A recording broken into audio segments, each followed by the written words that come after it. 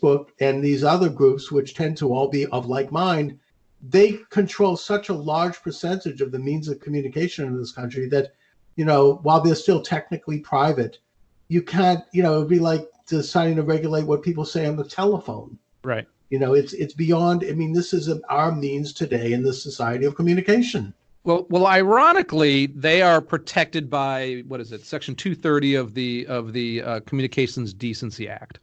Mm-hmm. And you brought up telephones. So law was put into place, which basically said if you are a pipeline of information, you're not a publisher, you're just allowing that to go from one place to another, you can't be held liable for that information.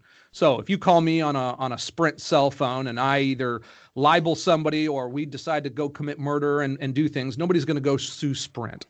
Well, those regulations are what protects Facebook and Twitter and all those, because they are considered not liable for things you say on Twitter or any of those platforms. But then they don't act like pipelines. Then they start, and they've started over the last number of years, acting more like publishers, saying, well, we're now flagging this news story as true, or this one is false, or this one we're dropping from your thing, or we're searching for hate words that we call and eliminating that, or silencing it, or taking down I almost said his name, the whistleblowers thing. So I would argue, and I hope that they get to it, that politicians start looking at this in a more serious manner, saying you can't have it both ways. You can't say we are a non-biased platform and therefore we're under protection of the Communications and Decency Act, and don't you ever sue us for somebody calling somebody a criminal online, while at the same time acting like a publisher and putting their editorial thinking in it and out of it, just like I would have at a Fox News or at LaCorte News today. If I publish something that's libelous, even though the libel laws are kind of a joke in America, that I'm liable for the ramifications of that. So I think that's a huge thing that the government needs to look into and say, you can have it one way or another. You can't pretend to be a platform and act like a publisher. I don't think you need to break up Facebook. I think you need to apply those laws accurately. Right. I mean, I think that is the lever to try to get at these groups, Facebook, Twitter, all of them, that they are publishers, essentially. Right. They're not free and open exchanges for opinion. They do regulate opinion. Right. And I think if that can be proven, then either they're going to have to, share the space a little bit with other groups that also are publishers, or they're going to have to stop the regulation of opinion. And just to put one or another. And look, there are ways to.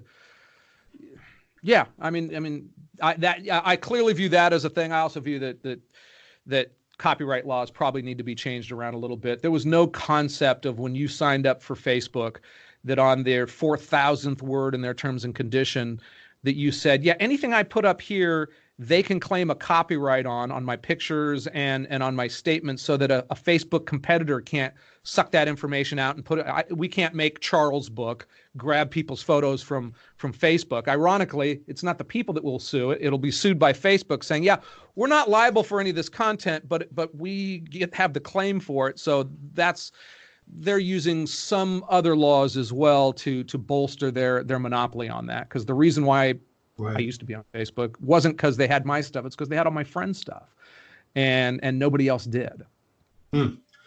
So, Ken, what do you suggest, if anything, as someone who is in a position in the media that we can do? I mean, like a small fish like me or someone else who's trying to do a little media. What can we do about this? Charles, I've spent a lot of time thinking about it, a lot of time reporting on it. I mean, the first iteration of what I did when I left Fox is I really tried to go as centrist, and I hired my ex-boss from Fox News. I brought in a former top guy who ran NPR's news product. And we really tried to form that middle ground, because the media's kind of gotten all. I still got killed by Facebook, and I still got wiped out as a dangerous conservative and disappeared. I think we're in a transitional period with the mainstream media going from, kind of reliably liberal for the most part, except for talk radio and one station on all of the dial, to now a media that we saw probably 100 years ago, where they are not pretending and even giving a pretense of being intellectually honest, but they're pulling full for their side. The New York Times is a perfect example of that. Probably the most impressive news organization in my entire lifetime. But I now look at piece after piece that is radically intellectually dishonest, and by the omission of facts, and so they're riding on the coattails of people actually saying, I believe what's in the New York Times. I mean, I believe the facts. I don't believe that where they lead you, because they lead you to lies by telling the truth. So I'm going to get much more in people's face. I think that the days of it gets tough to report time after time. This conservative just got zapped from this platform. This major news organization. I think we need to continue to expose the fallacy that NBC or CNN or these people are being fair arbiters of information. So continuing to expose their hypocrisy on that. I also think it's important to build up alternative voices, because as we transfer into that new world, 90% of those voices are on one side of the political debate, and Fox News and some people online that are harder to find now, and AM radio are on the other side. And I think that conservatives need to work together more and start to build up a whole alternative narrative on and stick together on that. I mean, I think that Fox is too big. They don't need to play any of this. They're too big for people to screw with, and they don't view the world in those kind of political things. But I think the Breitbarts and the lesser guys need to stop viewing each other as competitors and start viewing each other as allies in the broader sense. I think people need to start being able to find podcasts like yours. I think that people need to hear exactly and how they're being misled by just turning on TV or just going to the major news sites. Whatever pops up on their phone from Apple News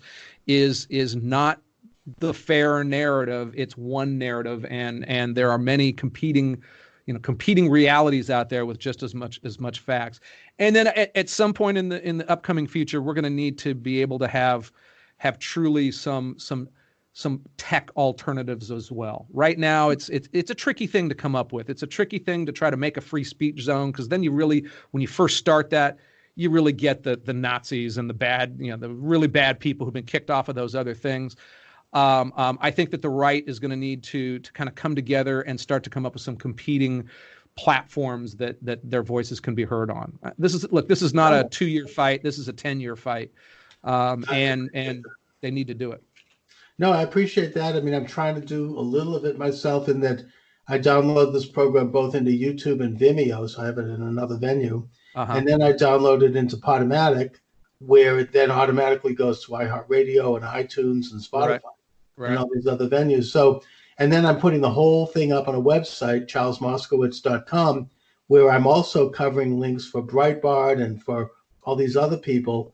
And I'm trying to set up like RSS feeds so we can get their daily news coming off that website. So everyone can do their little part in terms of organizing more conservative opinion and setting it up so that we have many, many venues. So if they knock one out, you still have the other one. Exactly. And look, I don't want a world where conservatives have all the levers of power either, because of course not. Because they'll turn into a bunch of a-holes. They'll be no better, of course. Yeah, but we are nowhere near that. And it's supposed to have a balance. It's supposed to go. I mean, American history has a pendulum that goes left, right, and it doesn't go too far on either side. I mean, that's hopefully what this next election is going to be all about. But we could get into that at another time. Anyways, Ken, let my viewers and listeners know where they can get information about you and about your news service and your website. Sure. Well, don't go to Facebook, because literally if you get a URL at Facebook and try to post it or even send it as a private message to another friend,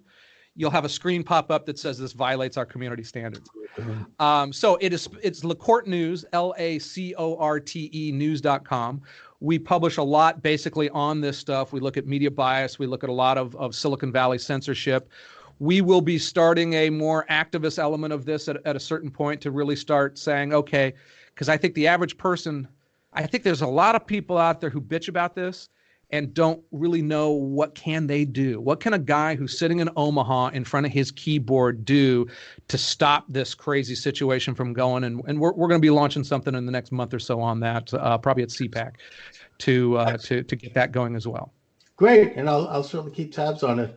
Terrific. Ken LaCorte, I want to thank you for joining me this afternoon. Thank you, Charles. It was a good call. All right. Take care. Conversation. All right. Bye-bye. Bye.